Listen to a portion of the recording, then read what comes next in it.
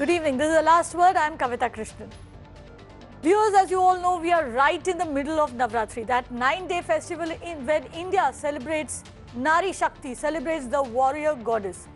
And right in the middle of these celebrations comes news that should make us hang our heads in shame.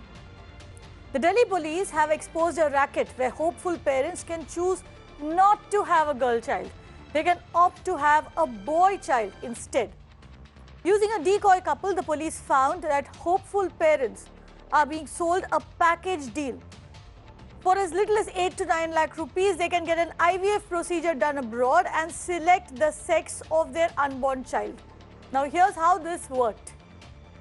Couples call a number which was given on the website. Now the operator would then inform the couple of IVF of sex selection, and a call center would then contact IVF clinics in Mumbai and Delhi. The IVF center would then charge 8 to 9 lakhs rupees per couple. The couple would fly to Dubai or Thailand for their procedure, where they could also select the sex of the child. Now that modus operandi that is there on your screens, that raises many questions. Questions on the efficacy of the PNDT Act, on whether it needs to be reviewed. But the key question to me is this: does the desperation of us Indians to have a son have no limits at all? Will we go to any end? Will we break laws? Will we travel abroad, pay any price just to have a male child? That's the question we need to answer today. I welcome all of you to join the debate. Also joining me tonight are Karuna Nandi, senior lawyer of the Supreme Court, Abhishek Mishra, spokesperson of the BJP, and Dr. Nandita Palshetkar, who is an IVF specialist at the Leelavati Hospital. She is also the president of FOXI, which is the Federation of Obstetrical and Gynecological Societies of India. I welcome all of you to this discussion. I'll begin with Nandita Palshetkar. Nandita Palshetkar, I'm sure you've experienced this desperation that Indians have to have a boy child. Tell us, does this entire racket surprise you in any way? The fact that someone would actually fly out of the country just to ensure that their child is male.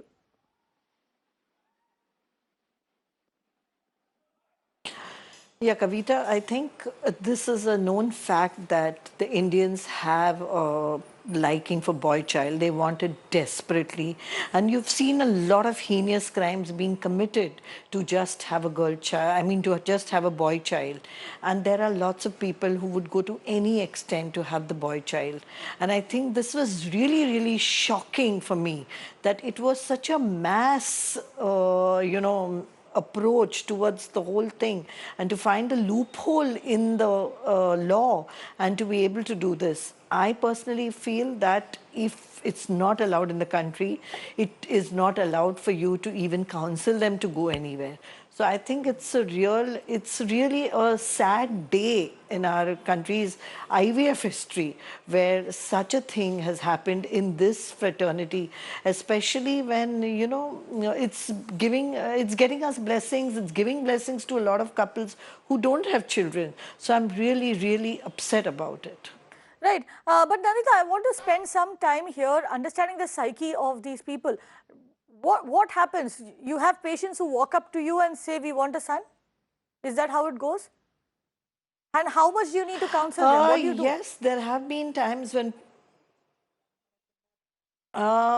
First of all, you know what? It's very insulting when a couple walks to me and says, I want a son. Because I'm a woman. You're coming in front of me and saying, okay, I would prefer a son.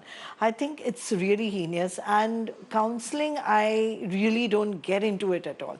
I just tell them that I don't do it and don't even discuss it with me. In fact, if any of my assistants are talked to, they don't even bring the patient to me. So I think it's high time that, we just tell them no. But Nandita Palshetkar... And believe me, Kavita, Go on. You know, there are a lot of patients. There are a lot of patients who undergo IVF. So IVF is a very simple process. You know, you take injections for 10 days and then you do the egg retrieval and the sperms and then you create the baby. This process by which we are talking about is once the baby or the embryo is formed, it's biopsied. Uh, 50 to 60 cells are removed from a 5-day-old embryo, and these are tested. And this technology, known as the PGD, is a boon to mankind, because there are lots of people who have genetic diseases in their lives, in their families. And to eliminate this, this is a technology which is invented. And to put it to such a bad use is really, really disheartening for science. Right. I understand that, and I understand your anger over here. Nandita Palshidkar, appreciate the fact that you turn away people, but I'm sure since there is such a lot of demand that you have a global racket, a racket that is spread across boundaries of countries, across countries in fact, I'm sure that there is a huge demand for this for boys. And would you agree there might be unscrupulous doctors who are willing to meet the supply? See, you know what? Let me tell you how strict this PNDT is. Twice a month in my Bombay clinic, we have inspections by the local authorities which come. They check our forms, they check everything. Then usually there is a surprise raid by the NIMC, which is the central supervisory body, which just comes and walks into your clinic. So in case there's something happening. So I'm telling you, most of the doctors, I think, do not touch it. But there are crooks everywhere, and I'm really not aware of those people. But if it's being done, there must be some people who are involved in it. And as I think of it, if you say that this patient goes away for 15 days, so nothing much is done here. So I'm really aghast to hear that there are IVF clinics which charge this money and then send the patient abroad. So I don't know. I don't know until you really are sure of it, and I'm sure the government is investigating the whole case so that then we can reach to the roots of the problem and figure out who is involved and how is the modus operandi. Right. Karuna Nandi, we have a law in place. We have the PNDT Act which regulates all of this, but clearly the people who are running this racket, and I'm hoping that there are no more rackets like this, but people who are doing this have found a loophole. It's ingenious to say the least. I mean, we talk of Indian jugaad. This is, taking the jugaad and putting it to very wrong use.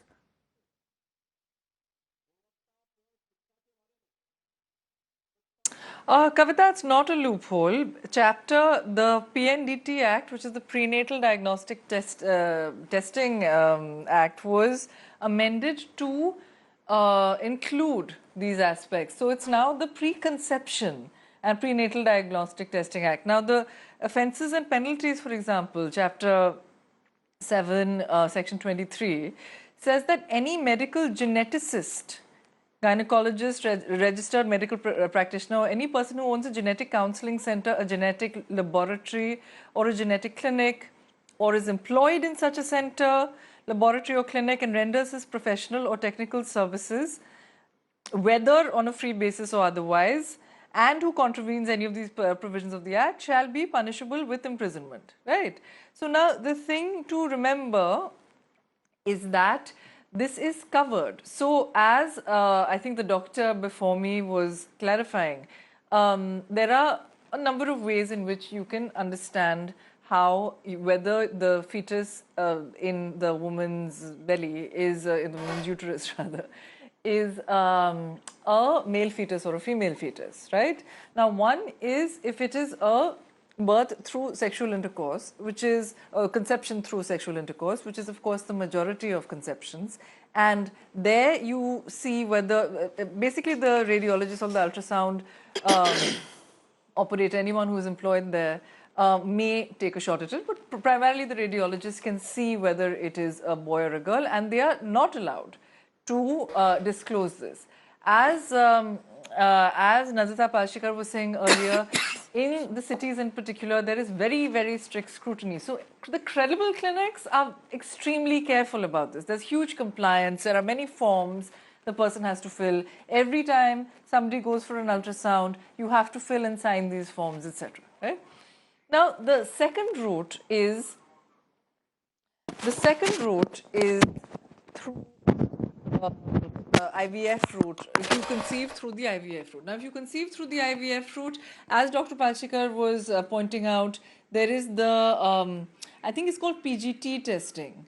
And a lot of this testing goes on abroad, I think. You know, she'll correct me, but I know that there's Igenomics in Spain, for example, and they provide very, very credible testing. So if you get it done through there and you understand and like you get to know the sex, then Karunanandi, that's exactly what I was asking. Through which you can be held That's liable. exactly what I was asking. The fact that this is essentially banned in India, it's not possible to get it done.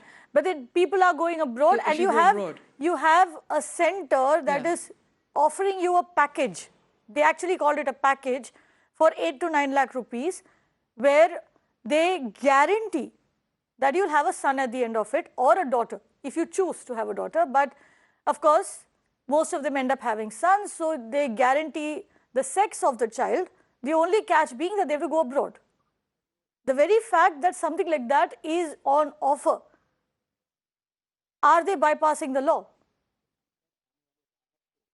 I think the thing, that means people in India are not doing it. That what they are doing is probably illegal, right? No, the thing is that they are facilitating it. Exactly. So if they are, we'd have to see it in two ways. So let's go back to the Act now, right? Now, if you are abroad, of course, there isn't extraterritorial jurisdiction of criminal laws in most cases. There is in international criminal, there's jus cogens, etc., but that's an exception, it's very different.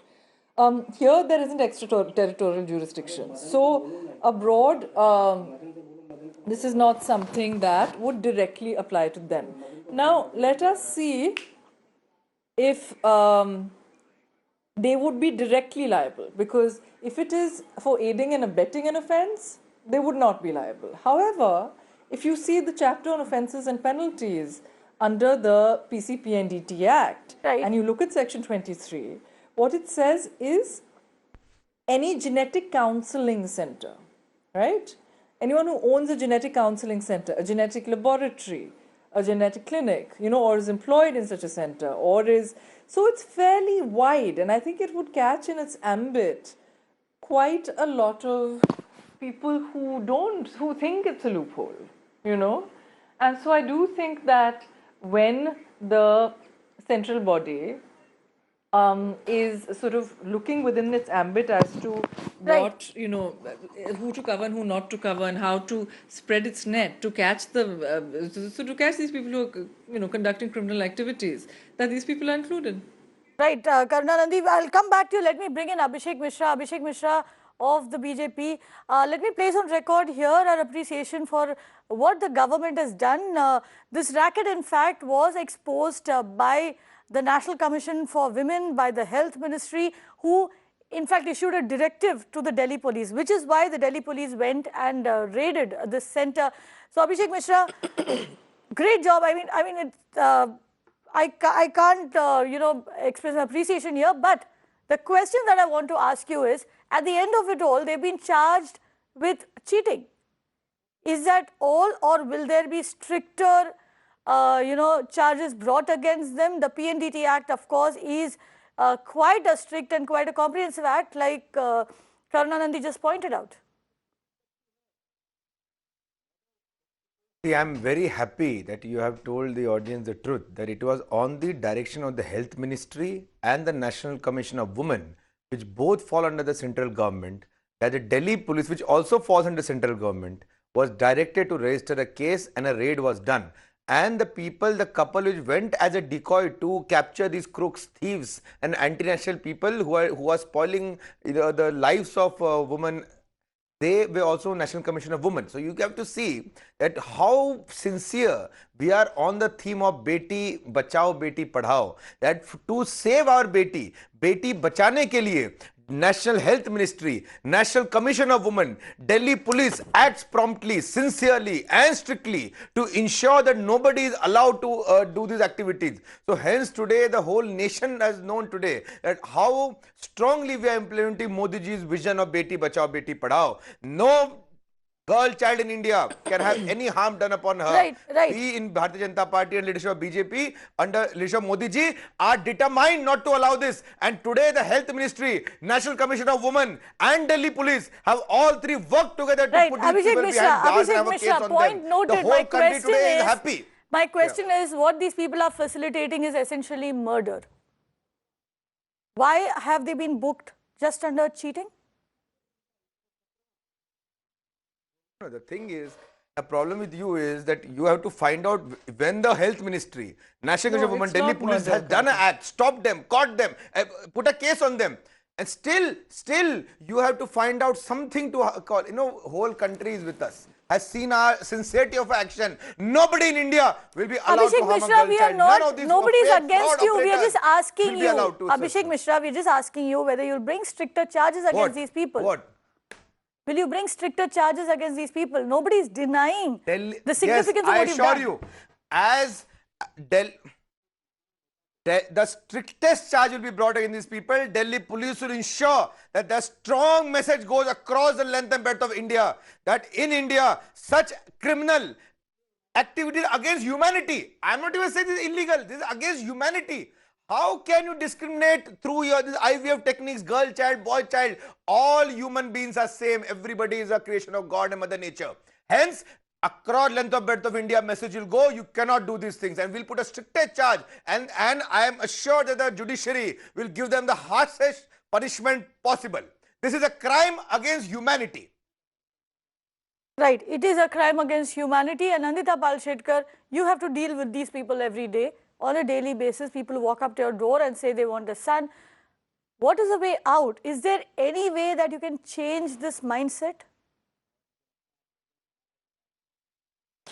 You know, what I was thinking is the government has been so proactive, and as Mr. Mishra is saying, you know, Modi ji is very keen on it, excited about it, and is really working hard toward it. There is one thing that I feel we could actually offer, do. We could write to the governments. There are very few countries in this world who are doing for checking the sex of the baby. We could actually write to the heads of these countries and tell them that India does not believe in sex determination, and we would really like you not to offer this sex determination technique to our patients. See, people can go for IVF, plain IVF, there's no problem. But sex determination should not be allowed to Indians anywhere in the world. And I think the government, which has taken such a fantastic stand, the ministry can actually think if they can take the step forward, write to the heads of the countries and say that please do not do sex determination on Indian citizens. I think that would probably make a lot of difference. And of course, you know, it's the social awareness, giving financial independence to girls, educating the girls, because once you educate the girl, you empower her, and then she will be able to say no to this. You know, that's a very, very I don't think interesting... any woman, you know, who is a woman... Nandita Palshetkar, that's a would very want it. interesting solution, but let me take it to I Karuna totally- Nandi. One second, totally Abhishek Mishra. Abhishek Mishra, let me bring in I Karuna totally Nandi. support of you. Okay. I'm saying I totally support. Okay. One second. I totally support what she has said, but because other countries are sovereign nations, we have to go to UN. Maybe through the UN we can have a global dialogue on this. But I totally support your view that we should request. No, one second. Let me bring in Nandita Palshetkar. Is there a yeah. precedent in this regard? Do you know of any practices like this? You know, when we had the surrogacy going on and foreigners were allowed before, I think, 2012, there were different countries which wrote to our country that in our country we don't support it. And so the FRRO had actually sent a notice to all the IVF centers saying that the countries which do not support surrogacy, you should not entertain their citizens. So I think something simple like that, you know, yes, we can go to the UN. Yeah, those are fantastic I support. things, and that will be on a global scale. Yes. But that may take long. So I think maybe we can do it on a lesser scale. Right. And good in idea. fact, we would really request you to take it forward. It is a very good idea, Yes, Abhishek good idea. Mishra, I but the support 100%. question is, one second. The question is, and Karunanandi, I would like you to come in over here. I may come in on this. Right. I want you to Based on come a in over here. complete misunderstanding of how law operates. Okay. Also, the other question that I want to ask you related to this, if you could explain both. Now, while everyone is contributing these ideas, if I may just explain why this Please, is please, a please complete come in, misunderstanding of how legality operates, is that there are these sort of all excited sort of ideas based on one case that has been well dealt with, as opposed to a large number of cases that are not being dealt with. Now, yes, we are all congratulatory about this one case. There's a huge number of cases that cause a massive imbalance in sex ratio. The thing that Dr. Palshikar and Mr. Mishra are very excited about is that why don't we say that there's extraterritorial jurisdiction of our laws, in effect, to say there's a denial of service for particular citizens of particular countries in, say, let us take the United States. I'm going to speak of the United States because I'm also qualified as a lawyer in New York. This would not stand the test of constitutionality in the United States for 1 second. Let us take the example of England. Let us take the example of other countries in Europe. To say that our citizens should be treated in a particular way in your jurisdiction. Unprecedented, it's not something that works, and I think, frankly, it's absolutely ridiculous. you Once know again, what? I And said they are speak as sovereign somebody countries, we should go to I mean, UN. as you well know, I is, said they are sort of sovereign a countries, proponent we of cannot women's tell them rights. what So to let's just put do. that aside. We have to go to The UN. second Don't thing give I wrong, would they have like- said it, I understand your issue. Mr. Mishra, They are now never sovereign mind. nations. If you I don't know understand about that. it, now Mr. the Mishra, UN let her make a point, Mr. Mishra. We'll Mr. give you Mishra, time to No, talk. no, what I is know the law, UN I know going law. to do? Don't Mr. pretend you are Mishra, the only United person who knows law. Nations Mr. going Mishra, to, and you we just heard given what a you last said. Let her make a dialogue. point. Now, Mr. A Mishra, now dialogue. let me respond to you. Karunanandi. No, she's trying to Now, discredit Mr. the lady, Mishra, other lady who made a good if you point. go to the In UN, fact, saying what is that the- we do you want me understand to there are address the sovereign UN issues. point? We There's can no- request. We can make a request. Mr. Mishra, I'm sure Mishra, I'm Dr. discrediting Palshikar you. also No, wants to don't listen use to your what she has lawyer to card say. to The point you are discredit good making is ideas. incorrect. It's based on a complete lack of knowledge of international law. Let me tell you why. Let me explain to you why. Right? I'm not discrediting you. I'm saying your point is bad. What I'm saying is that if you go to the United Nations and you say that our citizens should be treated in a particular way, that citizens of particular countries should be treated in a particular way, even when they are functioning under the laws of this country. Imagine the kind of havoc this would create. So, for example, if you have a country where there are lots of immigrants, right? Most countries in the world, there's a lot of flow of persons now globally. So, in the United States, so say you're in New York, and you have people from Suriname, Trinidad and Tobago, etc. Now, are you telling me that every ultrasound clinic there should have an understanding of the laws of every country in the world, because depending on who walks through the door? Are you saying that this is something that the United Nations can even look at, would even look at? As somebody who has worked on children's and women's rights extensively with the United Nations, I am telling you... It was her point, yeah, not my This is point. not a It was the possibility. point of the For other lady. reasons that What I has have gone wrong with the lawyer lady? Now, it was the what point can of be the done? second lady in the No, panel. Fine, It was fine, her fine, point, not my fine. point. Recorded, Mr. Mishra, you talked about the United Nations. You said, let's go to the United Nations. Look, never mind. Now, let's go to solutions. So I What can be seconded done? that we should go to UN Karunanandi, for the a question that I dialogue. was For a trying to ask dialogue. you here. Don't One use second, legal Abhishek card Mishra. here. Abhishek have a Mishra. dialogue. Mind, Mr. Mishra. Well, can Abhishek have a Mishra, dialogue. either You you are can giving a free conduct the space to debate or speak, I Abhishek. can. Abhishek Mishra.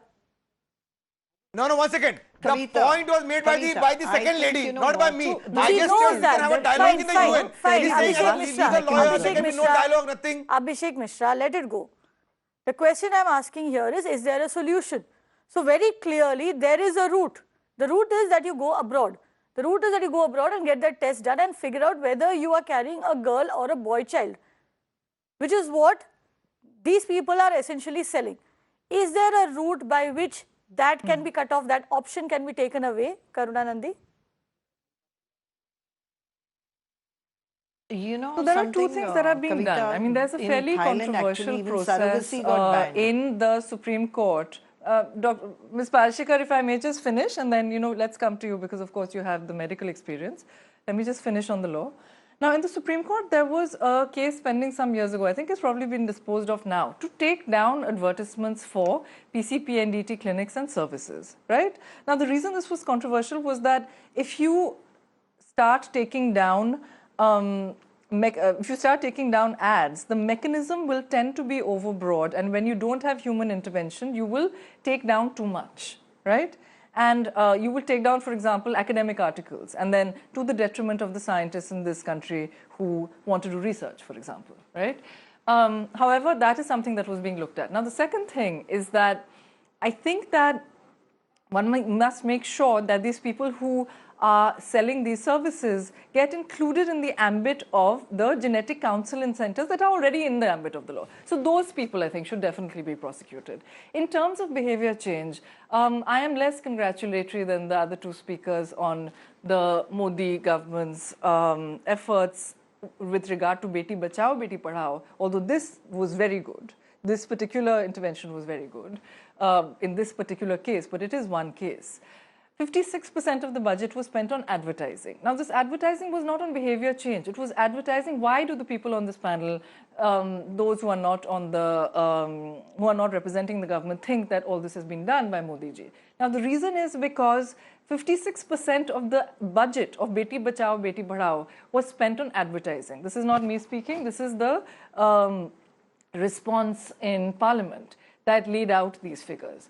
Now, instead of advertising how wonderful Beti Bachao, Beti Padhao is, if that budget was placed towards behavior change and mindset change, and it is possible, you know, and if those efforts were made, I think that would be a very, very significant to me, and Nandita Palshetkar, gaps in the enforcement mechanism Nandita Palshetkar, and implementation. I would like to bring you in on this. To me, the bigger problem over here is this. If we look at this particular case, now, a lot of the Beti Padhao, Beti Bachao Andolan, a lot of that was targeted towards the not so privileged people. But here in this case, if you're talking of a bill of 8 to 9 lakh rupees, you have to be middle class or upper middle class at least to be able to spend that kind of money, to even think of going abroad for a test of this sort or for a procedure. Now, that is the problem. No, you have to be rich. If you talk of behavior change, what kind of behavior change, how do you bring about that behavior change? These are educated people you're talking about. They obviously know their options. You know, I think the behavior change is the basic problem. We are a patriarchal, we are a patriarchal society, and we need to change that. I mean, the gender inequity that we see is probably one of the reasons why. And I personally feel that if equal rights are given to the woman can take care of her father if she wants to. And the woman can take care of her parents if she wants to, when they're ill, when they're old and stuff like that. These are the kind of changes that we need to make. And this will genuinely come with education, empowerment, giving freedom to the girls. And of course, I still feel that on humanitarian grounds, that this is a heinous crime.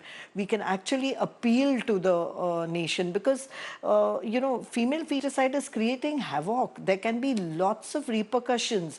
But, you know, in the last 10 years, because of the efforts, I think the ratios are getting better and they are improving. And the doctors themselves are under strict vigilance. All the IVF centers are registered now with ICMR. We are self-regulating. We are filling so many forms. So I think there is a change in the fraternity. We need to bring about a change also in the I feel that the person who comes asking for it also should be penalized, because unless they are penalized, it might not work. It's working only one way. So if you start penalizing the people who come, then Nandita it might Palshetkar, reduce the demand. Nandita Palshetkar, the people who ask for it are also penalized. I know that for a fact. At least when you go in for an ultrasound and you ask about the gender of a child, but you can be penalized according to the law. That is not the point. And I'm running out of time here, which is why I'll conclude the discussion here. The point is this, that we can outrage over something like this. We can get angry over this, and we can wonder at how people would go to such lengths to have a boy child. But also remember, as you go through the next few days of Navratri, remember this, The next time you meet someone who's just given birth to a baby girl, congratulate them from heart. Congratulate them for having a baby girl. Make them feel that there is nothing wrong, that they are not a second-class citizen. Because that essentially is how India makes most mothers of girls feel. They make them feel like second-class citizens. It has to begin with us. It has to begin in our homes. Let us give the girl as much importance as we give the boy. That is the only way we can fight against something like this. Putting these people in jail is not going to help. They'll go in jail for 3 years or for 5 years. And then what? They'll come out. They'll come up with some other scheme to make money off those desperate people who are desperate for sons. It begins with us. We have to make that change. But stay with us. There's another big change that people have been asking for. There are other questions that people have been asking. It's been over a week since incessant rain left parts of Bihar, including the capital, Patna, inundated. Now, though the rain seemed to be abating, roads and homes are still waterlogged. Tired of waiting for the government to help them, people have now rolled up their sleeves and they've started helping each other. Meanwhile, as people in Patna go about picking up the pieces of their lives, here's what the government, the ministers and the officers of the state have been doing. When questioned on their lack of preparedness, we were given the nature's fury excuse. On Wednesday, when Times Network confronted Chief Minister Nitish Kumar, he brazenly shooed away the journalist who was asking questions. On the same day, BJP MP Ram Kripal Yadav's photo op went horribly wrong when a makeshift boat he was posing on toppled. This Neta had gone to his constituency, to Patliputra, to meet with residents. And that on your screens is how that photo op went. He went down taking at least 5 other people down with him into the floodwaters. And those people then had to save him. They, people who had lost everything, had to give him dry towels. And today, Hajipur's SDM allegedly heckled and chased away victims of waterlogging in the Hajipur area of Bihar. Now, these people had approached him for help. They had approached him for help because Hajipur has been inundated for the last 5 days. They wanted someone to come and pump out the water. They wanted someone to come to pump out the water so they could get into their homes. They could walk down that road. Instead, the SDM threatened them. Once again today we ask, why was the Bihar government not prepared? They got sufficient warning that there were going to be very heavy rains. Is the state trying to hide its failure by shooing journalists, by heckling citizens? Why not just accept that you have failed your people and get back to work? Those are the questions we are putting to our guests. Ashish Ranjan, convener, National Alliance of People's Movements; Nikhil Anand, spokesperson, BJP Bihar; and DK Giri, political analyst. I welcome all of you. DK Giri, is this the way a civic official, an officer of the government talks to people? They had gone there asking him for help. What happened in Hajipur? Has any action been taken against that man?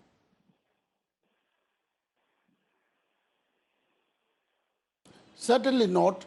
I think the action should be taken against him. We can't be rude to the people. They have a right to ask and they are suffering. So he should have the patience and the sensitivity to handle the questions of the people. I don't think this is pardonable, and the higher authorities should certainly take him to task. One will not condemn this rude and insensitive behavior. Nikhil Anand, was any action taken against this man?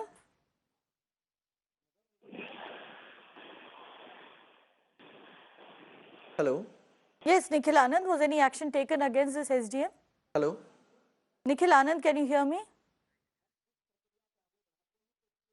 See, government is very particular, and Nitish Kumar ji has expressed his, he has passed a statement that anybody involved in lacuna or has shown lapses on part of administration will be booked and punished.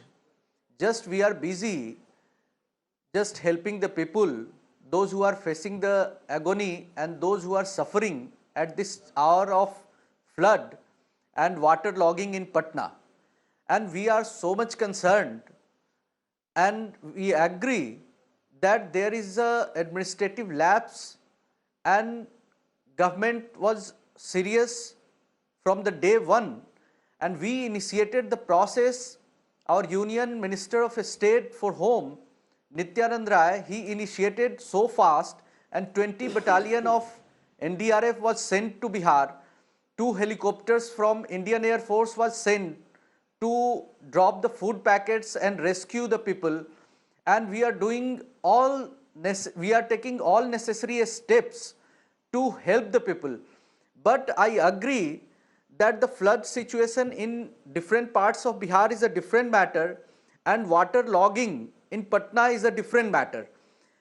Here, the autonomous body of municipal corporation that was given huge amount to work, and if they have failed, we on part of BJP has requested that there should be an auditing and you can those audit who involved in any kind of right, corruption and Nikhil negligence Anand, should Nikhil be booked. Anand, I appreciate the fact that you that you plan to do an audit, and you can audit what these people have done till you're blue.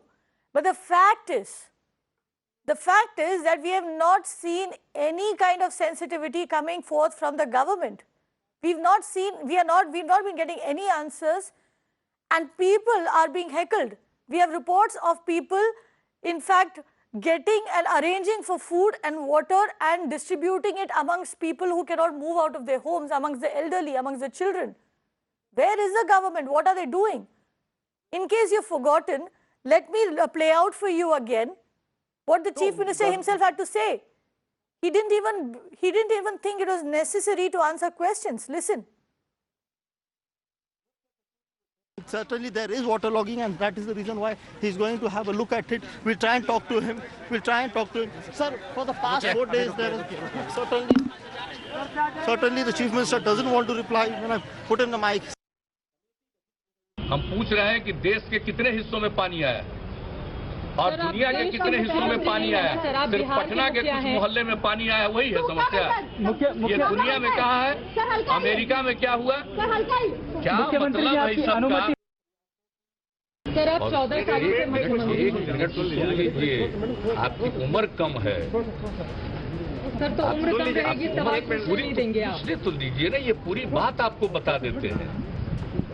आप अगर जानना चाहते हैं बिहार की स्थिति, जानना चाहते हैं तो सुन। Ashish Ranjan, when the Chief Minister of the state says to a question, in response to a question on the floods or water logging in Bihar, in Patna, when the Chief Minister turns around and says it happens in Mumbai, it happens in America, what are you doing? Are you normalizing floods? It is very sad state of affairs that the Chief Minister of a state like Bihar has to refer to America and Mumbai to a simple question that was asked by a journalist. Definitely it is normalizing, trivializing the floods in Patna, and it's very, very sad that he's not even acknowledging the lapses by his government, not even acknowledging that people are suffering. People are on their rooftops without water, without medicine, children are crying, and this man has the guts to talk like this to journalists, to the media people at this hour. No wonder in your earlier clip you showed that the SDM of Vaishali was talking in this manner to his people. So it's the Babudam goes from top to down, and the officer there, the SDM Vaishali, he took a cue from Nitish Kumar himself that you need not be humble in this time of crisis. He should have folded his hand, asked for forgiveness from the people, and should have said that we will do our best. and we will make sure that no one is left behind, no one is hungry, no one is without water or medicine. But that is not the case here. We see a very rude or kind of insensitive government from top to bottom. That's very sad. Precisely, and in fact, nobody is expecting anyone to fold hands and beg for forgiveness. All that people want is action. All that people want is to be able to go back into their homes. All that they want is to live under a right. roof and get food. That's right. That's absolutely right. Exactly. People are hungry. They did not have electricity for a few days. Now the electricity is back. There was no water to drink. People do not care about what is being covered in media and all. It is us who are looking at the pictures, looking at the arrogant behavior of different people. But really, what Patna needs now is a sympathetic, caring hand of the government. And I'm sure the government has all the resources to do it, but it had not planned it earlier. And that's why they are nervous, and that's why they are angry that when this kind of calamity strikes and you do not have proper planning, you cannot do much. And that's what we are seeing here: lack of planning, lack of execution, the total breakdown of government machinery. That's what people of Patna are facing. Right. Ashish Ranjan, since you're telling us about the current, give us a sense of the current status, because I'm sure there are a lot of viewers who have loved ones back in Bihar and who want to know what is going on. Tell us this. Has the government managed to clear the roads of water, or are these roads still waterlogged? Have all people been evacuated? Are they safe? Is there food, water? Is there medicines available? As of now, right now, people are getting back to their homes. Only a few areas in Patna, I'm talking about Patna, are still waterlogged. The water has receded a lot and people are back to their homes. Electricity is back. So in that respect, nature, the rains have subsided. So we are fortunate that we do not have the same situation that was only 4 days back. But in terms of medical help that is required now, as you know, after every flood, there is a danger of outbreak of diseases, vector-borne diseases, diarrhea, skin diseases, and that's what people need now. Doctors, medicines, and those who are critically ill because of the ordeal they had to face for a week, they need to be taken to a hospital. But the hospitals are in bad shape, and that's the problem.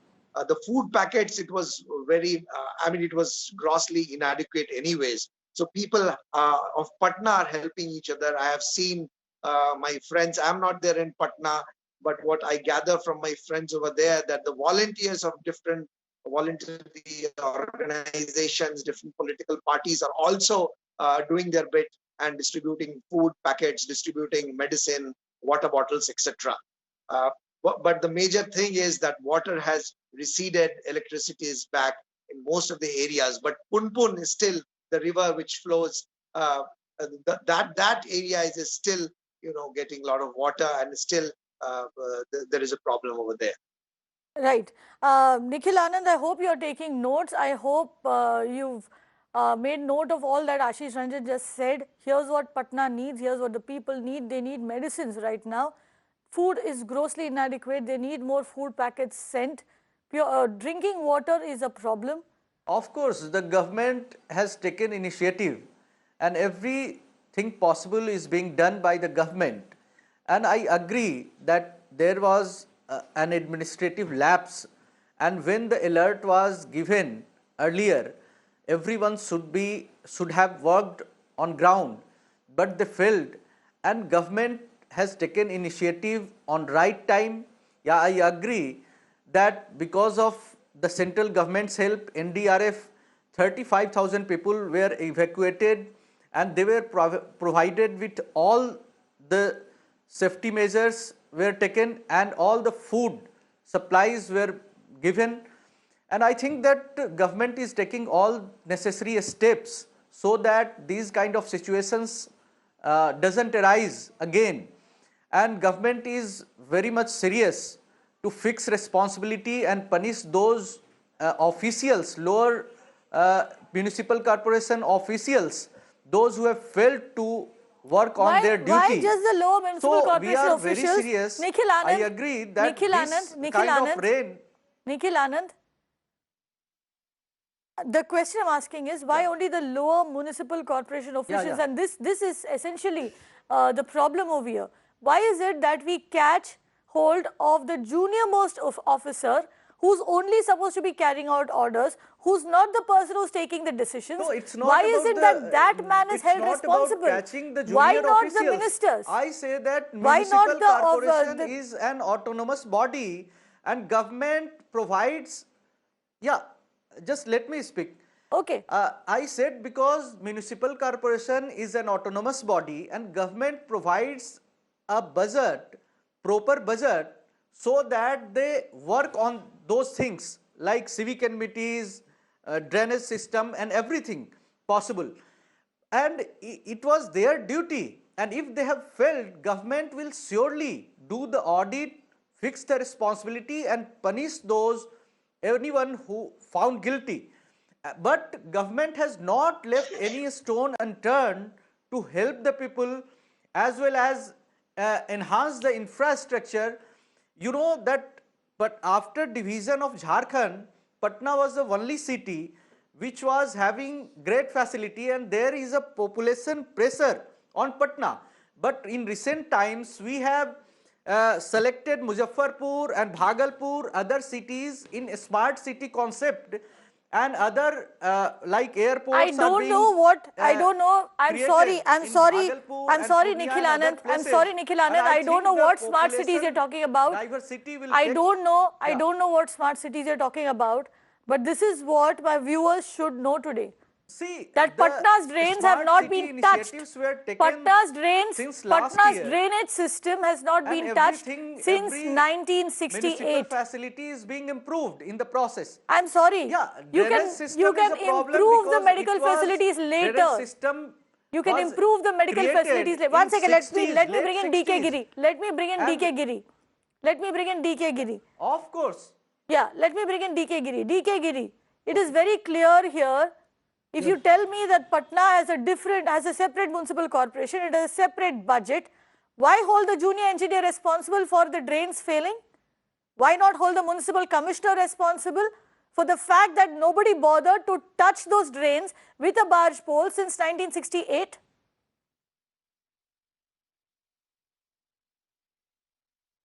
Yes, it is heartening.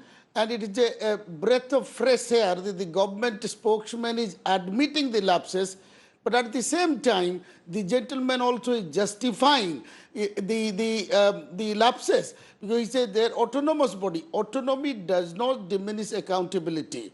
Like you said, the municipal corporation should be held accountable. I'm not justifying the lapses. Heads must roll. I'm just saying if anybody not fixed it. No, hold on. You have had your say. To work on you have their had your say. They will be fixed and punished. I appreciate your candid confession of the lapses. But at the same time, you kept saying it is an autonomous body. Autonomy does not diminish accountability. To Patna and I was one of the sufferers. People and I know the pain and agony of the people. No. Yeah. Fine, you know that candid confession, we appreciate it as well. I'm sorry, we're running out of time here. We appreciate that candid confession as well, but it's come very, very late for Patna. Talk to those people who have lost everything. Talk to those people who now have to go back to those homes that were inundated, entire floors underwater, clean out those homes and live over there. Talk to those people whose children will go to bed tonight having not eaten, because their state government forgot to send them food. That candid confession is of no use now. We hope that the Bihar government will learn from this flood, from waterlogging, or whatever you want to call it. You will learn your lessons and you will be better prepared the next time. Because a city that is built by the Ganga cannot afford to ignore climate change. You will suffer because of climate change and you need to prepare for it. And this kind of preparation is not going to help you or your citizens. That's something that you need to keep in mind.